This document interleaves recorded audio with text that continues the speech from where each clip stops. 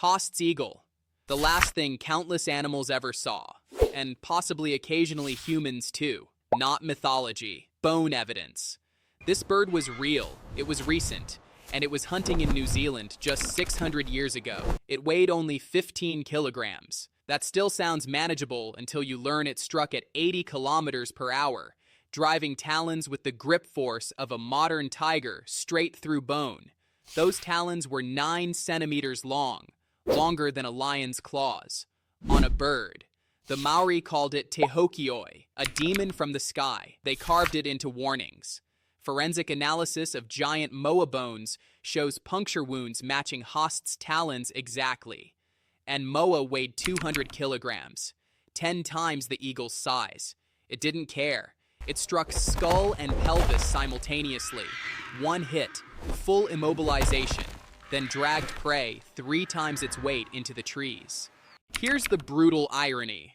Nothing killed Haast's eagle.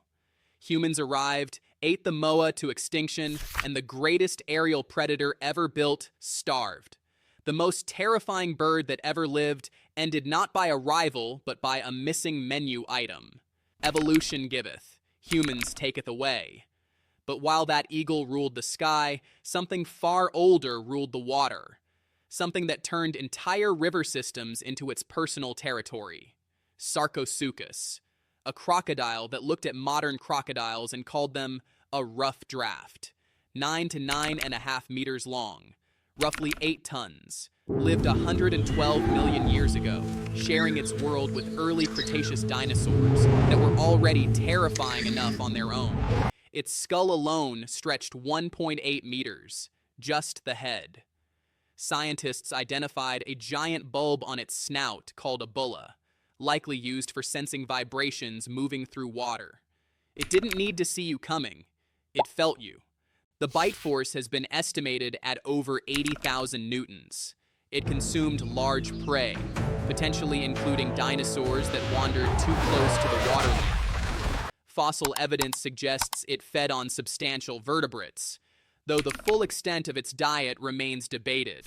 What isn't debated is the scale. 8 tons of ambush predator, motionless until the last possible second, then faster than anything that size has any right to be. Sarcosuchus owned the water, but it had a distant relative that made a different evolutionary choice entirely. Kaprosuchus, a crocodile that may have learned to run, 7 meters long. Unlike every crocodilian alive today, Kaprosuchus had legs positioned more directly beneath its body, rather than sprawled outward, suggesting it was built for sustained movement on land, rather than belly-crawling ambushes near riverbanks. Scientists nicknamed it BoarCroc, and the teeth explain why. Interlocking serrated blades designed to slice, not just crush. Here's the caveat that makes this even more unsettling. We only have the skull. The running posture is a reconstruction based on that skull and close relatives, which means the reality could be worse than what we've already described, or different in ways we haven't imagined yet. Science is still working it out. What we know for certain is this: the jaw was real, the teeth were real, and whatever body those legs were attached to, nothing nearby was comfortable about it. When the Cretaceous ended and Kaprosuchus vanished, land ecosystems fundamentally changed. Something was missing from the equation, and everything else gradually relaxed. Not far away, though, something else had already figured out a different solution to the problem of large prey. Mapusaurus, the predator that hunted in coordinated groups, and its prey was among the largest animals to ever walk the earth. 13 meters of Cretaceous aggression from Argentina, living 97 million years ago alongside Argentinosaurus. A sauropod estimated at 70 to 80 tons, stretching nearly 30 meters long. Nothing should have been able to kill it. Mapusaurus apparently disagreed. Multiple Mapusaurus individuals have been found in the same fossil bone beds, which strongly suggests some form of group behavior, possibly coordinated hunting. The leading hypothesis involves relay tactics. rotating attacks that exhausted massive prey through accumulated blood loss rather than a single decisive strike. One engages, retreats, another takes over, repeat until the giant collapses. This wasn't raw power winning, this was strategy. 13 meters of predator using social coordination to bring down something 6 times its weight. That is the detail that should stay with you. Thylacosmilus, a marsupial that evolved sabers longer than its own skull, and then went extinct before the famous saber-tooths even showed up. Not a cat, not remotely related to cats.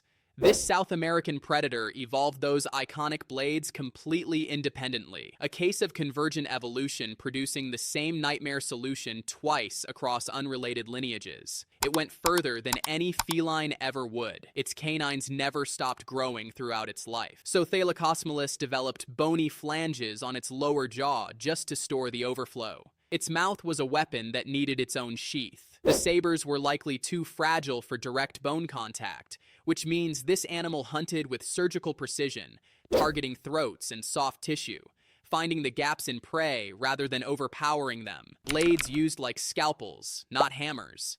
Here's what the textbooks sometimes get wrong. Thylacosmilus didn't lose to Smilodon or any North American saber-tooth. It was already gone before that land bridge formed and the northern predators arrived. It declined and disappeared for reasons that are still being studied. Possibly climate shifts, possibly changing prey availability. The real story is quieter and stranger than simple competition. It vanished on its own terms, before the contest even started. Purussaurus, the largest confirmed crocodilian that ever existed, and it lived where a rainforest stands today. 12.5 meters. Estimated weight between 8 and 15 tons depending on the specimen. This Miocene predator patrolled the mega wetlands of ancient South America 8 million years ago, when the Amazon basin was an enormous inland sea rather than a river system. Bite force estimates reach approximately 69,000 newtons, among the highest calculated for any vertebrate. For context, a saltwater crocodile today generates around 16,000. Fossil evidence places giant ground sloths, ancestral horses, and early tapir relatives on its menu. Anything approaching the water, anything at all. When the inland sea gradually receded and the ecosystem transformed into something unrecognizable, Purussaurus disappeared with the world it had been built for. Some predators don't go extinct through defeat. Their environment simply stops existing around them. Anomalocaris, 500 million years old, the apex predator of a world that had barely invented skeletons. Before fish, before anything with a spine. Anomalocaris ruled the Cambrian seas 520 million years ago, reaching around 1 meter in length at a time when everything else was measured in millimeters. It was a giant among organisms that had never seen a giant before. 2 frontal appendages lined with spines grabbed prey and drew it toward a circular mouth. For years, scientists assumed it crushed the armored trilobites it apparently targeted. Recent biomechanical analysis overturned that assumption. The mouth structure likely wasn't rigid enough to break mineralized shells. Anomalocaris was probably a soft body specialist, hunting worms, early mollusks, and organisms without hard defenses, using those compound eyes, the most sophisticated visual system of its entire era, to locate prey that other hunters couldn't even detect. It didn't eat armor. It hunted everything the armor was designed to hide from. That distinction makes it more unsettling, not less. Helicoprion, evolution's most unhinged experiment. A shark with a whorl of teeth where its lower jaw should have been. 6 meters long. Permian Ocean, 300 million years ago. Inside its lower jaw, a permanent spiral of teeth curled inward like a nautilus shell built from blades. For over a century, scientists placed it everywhere on the body trying to make sense of it. CT scans of fossilized cartilage finally confirmed it. The whorl replaced the lower jaw entirely, teeth stacked in a continuous backward curving spiral. It didn't rotate like a mechanical saw. The whorl was fixed. When prey entered the mouth, the spiral geometry guided soft-bodied cephalopods along the curve of the teeth, slicing through them as the jaw closed. Less buzzsaw, more fixed blade array. The result was functionally the same for anything unlucky enough to swim into it. Helicoprion survived 2 mass extinction events, including the Great Dying, which eliminated 96% of all marine species. It kept hunting through catastrophes that erased nearly everything else. It finally disappeared in the Triassic, reasons still unclear. Even the most elegant solution eventually meets a problem it wasn't built for. 8 predators. Every one of them vanished when that world changed.